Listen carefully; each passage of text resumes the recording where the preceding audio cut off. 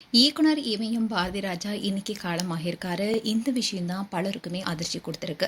தேனி மாவட்டம் அள்ளி நகரத்துல 1941 ஜூன் 17ஆம் தேதி பெரிய மாயத்தேவர் மீனாட்சி அம்மாள் தம்பதியினருக்கு மகனா பிறந்தவர் தான் பாரதிராஜா. இவருடைய உண்மையான பேர் என்னன்னா சின்னசாமி. சினிமா மேல கொண்ட காதல்னால சென்னைக்கு வந்த இவரு ஆரம்பத்துல பிரபல கன்னட இயக்குனர் புட்டண்ணா கனகல், எம் கிருஷ்ணன் நாயர், அவினாசி மணி அண்ட் ஜெயகாந்தன் போன்றவர்கிட்ட உதவி இயக்குனரா பணிபுரிந்து சினிமா நுட்பங்களை கத்துக்கிட்டாரு. இப்படி இருக்க சூழல தான் 1977 தமிழ் சினிமா பாத்திராத ஒரு பிரம்மாண்ட புரட்சியை தன்னுடைய முதல் படத்திலேயே நிகழ்த்தி காட்டினாரு. 16 வயது நிலை படத்தை இயக்குனாரு. இந்த படத்துல கமல்ஹாசனை எப்பவுமே ஸ்டைலிஷா பார்த்த பலருமே மொட்டை அடித்து அழுக்கான லுக்ல நடிக்க வச்சாரு. சாக்லேட் பாயா இருந்த ரஜினிகாந்தையோ பரட்டை என்ற மிரட்டலான வில்லனா மாத்தி காட்டினாரு.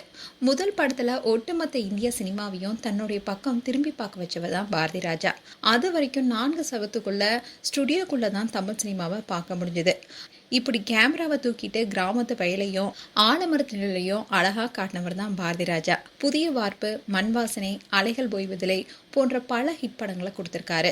அது மட்டும் இல்லாம தமிழ் சினிமாவுக்கு ஏராளமான புதுமுகங்களை அறிமுகப்படுத்தியவரும் இவரு தான்.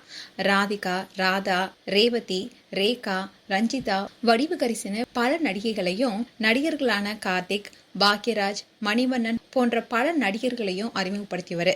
அதோட இவர் இயக்குனரா மட்டும் இல்லாம அதுக்கப்புறமா குணச்சித்திர கேரக்டரையும் அவர் நடிச்சு தன்னுடைய நடிப்பு திறமையும் காட்டினாரு. இவருடைய அசாத்திய கலை சேவைக்காகவே இந்திய அரசு இவருக்கு நாட்டுடைய உயரிய விருதான பத்மஸ்ரீ அவார்டையும் கொடுத்தாங்க. இதுவரைக்கும் பல விருதுகளை பெற்றிருக்காரு. இப்படி இருக்க சொல்லதான் தன்னுடைய மகன் மனோஜ் திடீர்னு பாரதிராஜாவை தீரா சோகத்துல ஆழ்த்தினுச்சு. மகனுடைய பிரிவை தாங்க முடியாம மனதளவுல உடைஞ்சி பாரதிராஜாவுடைய உடல்நலமும் அதிகமா பாதிப்பு ஏற்பட்டுச்சு. இதை தொடர்ந்து தான் சில மாதங்களா உடல்நலக்குறைவு காரணமா பல முறை மருத்துவமனையில அனுமதிக்கப்பட்டு தீவிர சிகிச்சையும் பெற்று வந்தாரு. ரீசெண்டா கூட உடல்நலம் தேடி சென்னை நீலாங்கரையில இருக்கிற அவருடைய வீட்டுக்கு வந்தாரு. இப்படி இருக்க சொல்லதான் இன்னைக்கு அவருடைய உடல்நிலை மோசமடைந்ததை தொடர்ந்து அவர் சிகிச்சை பலனளிக்காம உயிர் பிரிந்தது. என் இனிய தமிழ் மக்களே என்ற காந்த குரல்ல கம்பீரமா ஒலித்த அந்த இயக்குனர் இமயத்துடைய குரல் இன்னைக்கு ஓய்ந்திருக்கு.